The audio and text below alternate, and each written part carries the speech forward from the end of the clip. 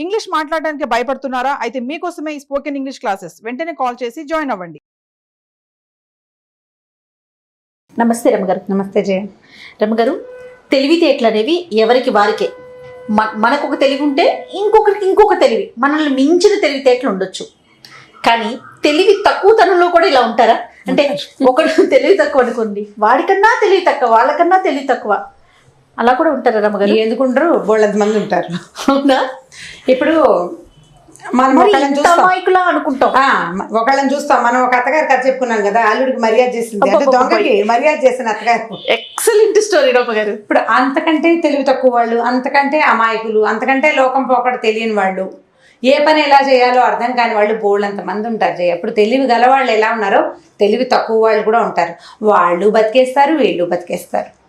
ఇప్పుడు తెలివి గల వాళ్ళు తెలివితో బతికేస్తారు, తెలివి తక్కువ వాళ్ళు వాళ్ళ అమాయకత్వంతో మిగిలిన వాళ్ళ సహాయంతో బతికేస్తారు.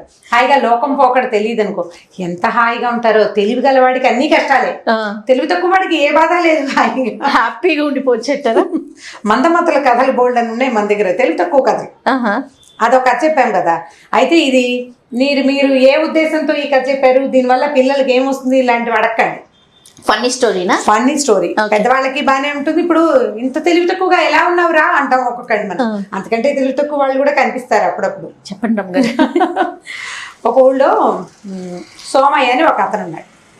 అయితే అతను ఏంటంటే వాళ్ళ మామగారికి ఆడపిల్లలే ఉన్నారు, మగపిల్లలు లేరు. వాళ్ళు ఏం చేశారు, ఈ సోమయ్యని ఇల్లరికని తీసుకున్నారు. ఇంకో చిన్న పిల్ల ఉంది, ఆ పిల్ల ఏదో కొంచెం అమాయకురాలన్నమాట. పిల్లకి పెళ్లి చేయటము అవి కొంచెం కష్టమే. పెద్ద పిల్లకి పెళ్లి చేశారు. సరే వీళ్ళరికం వెళ్ళాడు. వీళ్ళరికం వెళ్తే అత్తగారు అమాయకురాలే, కూతురు అమాయకురాలే, అమాయకంగా ఉండేవాళ్ళు. సరే ఈ కూతురుకు ఒక చిన్న పిల్లాడు పుట్టాడు. ఒక రోజట ఇతను వాకిట్లో ఏదో పని చేసుకుంటుంటే ఈ భార్య కనకమ్మ, అమ్మాయి పేరు, పిల్లాడిని చక్కగా స్నానం చేయించింది, సాంబ్రాణి గిమ్రాణి వేసి బొట్టు గిట్టు పెట్టి చొక్కా వేసింది, పిల్లాడిని ఉయ్యాల్లో వేసి ఊపు అయ్యి పాట పాడుతోంది. పాట పాడుతుంటే పాట ఆపేసి సడన్గా ఆ ఉయ్యాలు ఏం ఉయ్యాలుంది వాళ్ళ ఇంటో, జోలి కాదు అంటే మనం చీరతో వేసే ఉయ్యాలు కాకుండా తొట్టె ఉయ్యాల్లో వేసింది అనమాట. తొట్టె ఊపుతూ పాట పాడుతున్నది కాస్త ఓవర్మని ఏడవటం మొదలుపెట్టింది. ఉయ్యాలుగా తలా నుంచేసి ఏడుస్తోంది.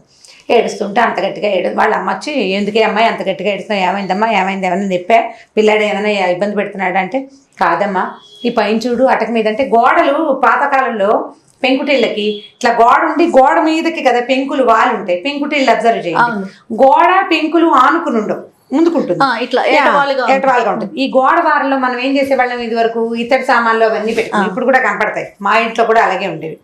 ఈ పైకి ఒక పెట్టు ఉందిట, అంత పెట్టే. ఆ అమ్మాయి ఏం ఊహించింది, ఓ పిల్లి గనక ఎలి కోసం పరిగెడుతూ ఈ పెట్టెను గనక తోసేస్తే ఆ పెట్టె కాస్త ఉయ్యాల మీద పడితే, నా పిల్లాడి మీద పడితే పిల్లాడు ఏమైపోతాడో అని ఏడుస్తోంది. అయ్యో అవునే అమ్మ ఎంత కష్టమే అని తల్లి కూడా ఏడవటం మొదలుపెట్టింది. ఇద్దరు చేరుకో పక్కన నుంచి ఉయ్యాల పక్కన పిల్లాడు నిద్రవుతున్నాడు, అమ్మ కూతురు కలిసి ఏడుస్తున్నాడు. ఏడుస్తుంటే ఈ రాగం పెట్టేసరికి ఓ అని ఏడుస్తుంటే ఆరునొక్క రాగం బయట నుంచి అల్లుడు వచ్చాడు లోపలికి, ఆ సోమను. ఏమిటో ఏమైంది అంటే ఇద్దరు కలిసి సగం రక్కులు బుక్కులతోటి ఏడుస్తూ కొన్ని మింగేసి కొన్ని చెప్పి మొత్తానికి పిల్లి వచ్చి ఈ డబ్బాని పడేస్తుందేమో, పిల్లాడి మీద పడుతుందేమో అనేసి. చిచ్చి మీ అమాయకత్వాలు తగలయ్యా, ఇంతకంటే మందమతలు ఎవరైనా ఉంటారా లోకంలో, దిక్కుమాల పెళ్ళి అనవసరంగా చేసుకున్నాను అని ఏం చేశాడు, ముందు ఒక స్టూల్ వేసుకుని ఆ డబ్బా అక్కడి నుంచి తీసేసి నేను చచ్చిన మీతో ఉండను, తెలివి తక్కువ మొహాలు మీతోటి నేను పడలేకపోతున్నాను, మీకంటే తెలివి తక్కువ వాడు ఎవడైనా కనపడితే అప్పుడు వస్తా ఇంటికి, అప్పటిదాకా నేను ఇంటికి రాని బయటికి వెళ్ళిపోయాడు. అమ్మ కూతురు చేష్టలు దక్కి నుంచున్నారు. అల్లుడు వెళ్ళిపోతుంటే ఏం చేయాలో కూడా తెలియదు వాళ్ళకి, పాపం అంత అమాయకులు. ఈవిడ కాస్త వెళ్ళిపోయాడు. సరే ఏం చేశాడు, వెళ్తూ ఏదో కాస్త డబ్బులు అవి జేబులో పెట్టుకుని దేశంచారం వెళ్ళిపోయాడు. విసిగిపోయాడు అనమాట వీళ్ళ అమాయకత్వాలతోటి. కొన్నాళ్ళు తిరిగి వస్తే మైండ్ ఫ్రెష్ అవుతుంది. అయితే చాలా దూరం ఏదో వెళ్ళిపోయాడు. కొన్ని ఊళ్ళు దాటాక ఓ ఊళ్ళో పొద్దునే ఓ ఊరు చేరాడు. ఆ ఊళ్ళోట ఒక పూరి గుడిసె కనపడింది ఇతనికి. ఒక అతను ఓ తట్ట పుచ్చుకొస్తున్నట్ట, బయటికి పుచ్చుకొచ్చి కాసేపు ఎండలో నుంచుంటున్నాడు. తర్వాత లోపలికి వెళ్తున్నాడు. మళ్ళీ తట్ట పుచ్చుకొచ్చి మళ్ళీ ఎండలో ఇట్లా పెట్టి నుంచుంటున్నాడు. మళ్ళీ తట్ట పుచ్చుకుని లోపలికి వెళ్తున్నాడు. ఒక 5-6 సార్లు అయ్యాక అడిగాడు, బాబాయ్ ఏం చేస్తున్నావు అంటే, ఇల్లంతా చీకట్రా అబ్బాయి, ఎండ రావట్లేదు, అందుకని కొంచెం ఎండ తట్టలో పట్టి లోపల తీసుకెళ్ళి పోసొస్తున్నాడు. ఇప్పుడు 30 తట్టలు పోసాను రా, అయినా కూడా చీకటిగానే ఉంది మా ఇల్లు, ఎండ పట్టుకెళ్ళి లోపల పోసాను కదా అన్నాడు. అనేసరికి వీడు సరే ఓరి వీడి తెలివి తక్కువతనం అని. సరే ఇలా కాదు బాబాయ్, ఓ గుణపం ఉందా మన ఇంట్లో అన్నట్ట. ఉందిరే అబ్బాయి, ఎందుకు లేదు నాయన, ఎన్ని రోజుల నుంచో ఈ ఎండని ఇంట్లో పెట్టలేక చచ్చిపోతున్నాను రా, అస్సలు వెలిగే లేదు అన్నాడు. నువ్వు ఉండు నేను చెప్తాను, గుణపం పట్టరా అన్నాడు.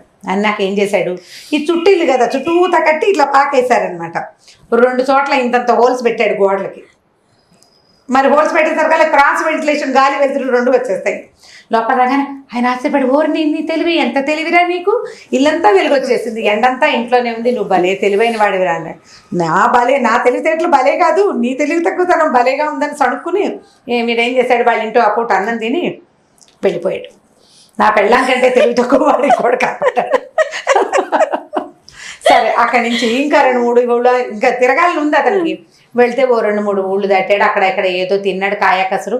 వాళ్ళింటో వీళ్ళింటో వాకిటో ఏదైనా పని చేస్తుంటే, మరి ఊళ్ళల్లో పనులు ఏముండేవి, ఇప్పుడు గడివా వేస్తున్నారనుకో, ఆ ఊరు వెళ్ళాడు అనుకో, నేను కూడా వేస్తానని 2 కట్టలు అందిస్తే వాళ్ళకి పని సాయం కదా, ఆ పూట 2 ముద్దలు అన్నం పెట్టేవాళ్ళు. ఇట్లాగా స్నాక్సా బిక్సా ఏమీ లేవు. పొద్దున్న అన్నం తింటే మళ్ళీ రాత్రి చీకటి పడ్డాక ఇంకో అన్నం తింటే సరిపోతుంది, చక్కగా తినేవాళ్ళు అన్నారు. అక్కడి నుంచి ఏం చేశాడు, ఇంకో వాకిట్లోకి వెళ్ళాడు.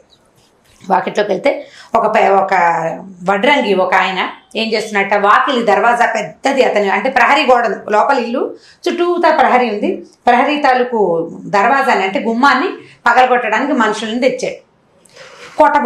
కొట్టబోతే భలే గట్టిగా ఉందే దర్వాజా అన్నాడు. అనేసరికి అవునరా అబ్బి, చాలా గట్టి దర్వాజా, ఏం చేయను, ఇంకో దారి లేక పడగొట్టిచ్చేస్తున్నాను అన్నాడు. ఎందుకు పడగొట్టిస్తున్నారు అని అడిగితే, కాదు లోపల ప్రహరీ లోపల అంటే లోపల వాకిలు ఉంది కదా, అక్కడ బండి తయారు చేయించాట. బండి చేయించా. బండి ఏం చేయించాము, 2 చక్రాలు పెట్టి ఒక పెద్ద బండి తయారు చేయించా. తీరా తయారైన తర్వాత ఈ గుమ్మల నుంచి బయటికి రాలే దాన్ని, అందుకని దర్వాజా పగలగొడుతున్నాం అన్నట్టు. వాడన్నట్టు దానికి దర్వాజా పగలగొట్టం ఎందుకు అని అడిగాడు సోమన్న. మరి బండి ఎట్లా వస్తుంది అన్నాడు ఆయన. బండి రావడానికి ఏముంది, దర్వాజా కంటే సులువు. బండికి ఏం చేసావు నువ్వు, చక్రాలు పెట్టి పుల్లలు పెట్టావు, పుల్లలు తీసి చక్రాలు బయటికి తీసి కాడి ఇరుసు సెపరేట్ చేయి, సింపుల్ గా వచ్చేస్తుంది. బయటకు వచ్చాక బండి చేసుకో. ఆయన ఒరే నీకు భలే తెలివి ఉంది అన్నట్టు. నా తెలివితో సరేలే, నీ తెలివి తక్కువతనం మరీ భలేగా ఉందనుకుని వాళ్ళ వాకిటోని కూర్చుని ఆ బండి సీలలు ఊడదీసి ఏమంటే 5 నిమిషాల్లో బయటకు వచ్చేస్తుంది. ఏ ముక్క మొక్క వచ్చేస్తాయి కదా చెక్క ముక్కలని. బయటకు వచ్చాక బండి బిగించుకుని ఊళ్ళో అందరికీ చెప్పేట వడ్రంగైనా, వీడెవడో వచ్చాడు, వాడు ఎంత తెలివో, లేవాడు రాకపోతే కనుక వృధాగా గుమ్మం పగలగొట్టేవాళ్ళం. సరే అమ్మా, ఇంకా మా ఆవిడ కంటే తెలివి తక్కువ వాడు ఇంకోటి కనపడ్డాడు అనుకున్నాడు వీడు. సరే ఈ 2 అయిందా, ఇంకా 2-3 రోజులు గడిచినాయి. అయితే ఏమైంది, ఈసారి ఒక గొడ్లపాక దగ్గర ఇతను రాత్రి పడుకున్నాడట. మర్నాడు పొద్దున ఆ గొడ్లపాక దగ్గర పడుకుని లేచాడు, నిద్ర లేచాడు. అక్కడ ఏదో చెరువు ఉంటే పోయి పడుకొచ్చాడు, ఏదైనా తిండి దొరుకుతుందేమో అని చూస్తుంటే ఒక ఆవు అరుపు, ఒక మనిషి అరుపులు వినపడుతున్నాయి. ఏమిటంటే ఆ గొడ్లపాకలో అటక మీద ఒక అతను కూర్చున్నాడు. లోపల కింద ఒక ఆవు నుంచింది, అది అంబా అని అడుగుతోంది, ఆకలిస్తోంది. దాని మెడలో పలుపు ఉంది. ఈ తాడు కొసని, పలుపు కొసని పైన ఉన్నవాడు పట్టుకున్నాడు. ఎక్కవే నిచ్చెనెక్కిరా అని పిలుస్తున్నాడు. 4 రోజులైందా గడ్డి కొని, 4 రోజుల నుంచి కింద నుంచి ఉంటావు కానీ తినవు నీ బొందబెట్ట అని తిడుతున్నాడు ఆవుని. ఆకలితో నుంచి ఉంటావు కానీ పైకెక్కి తిననే ఎన్ని విధాలు పిలిచినా రావు కదా, నేను ఎక్కినట్టుగా ఎక్కేసే నిచ్చెన పైకి రా అని పిలుస్తున్నాడు.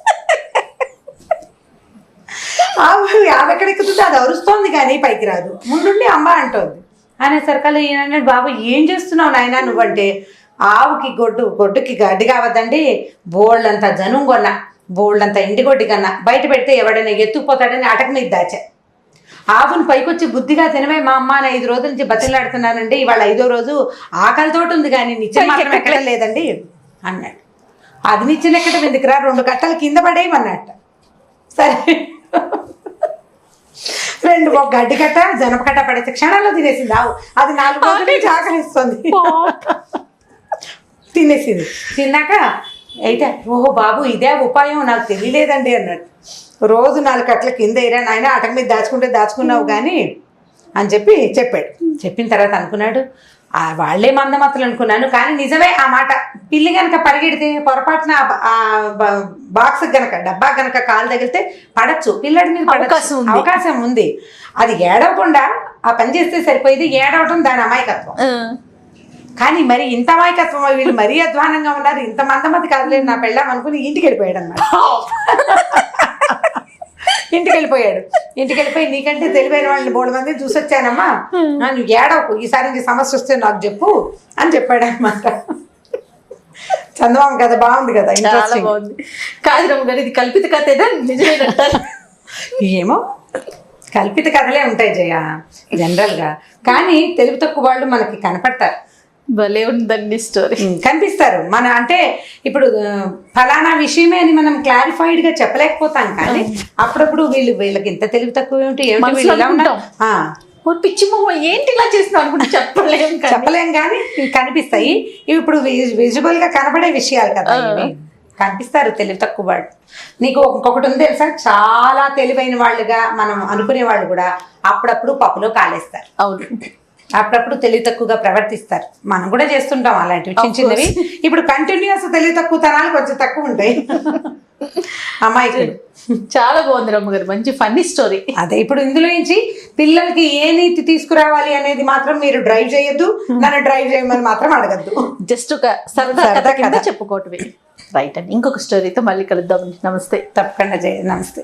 ఇక ఈ వీడియో కనుక మీకు నచ్చినట్లయితే లైక్ చేయండి, షేర్ చేయండి. మరిన్ని వీడియోస్ కోసం మా ఛానల్ని సబ్స్క్రైబ్ చేసుకోండి.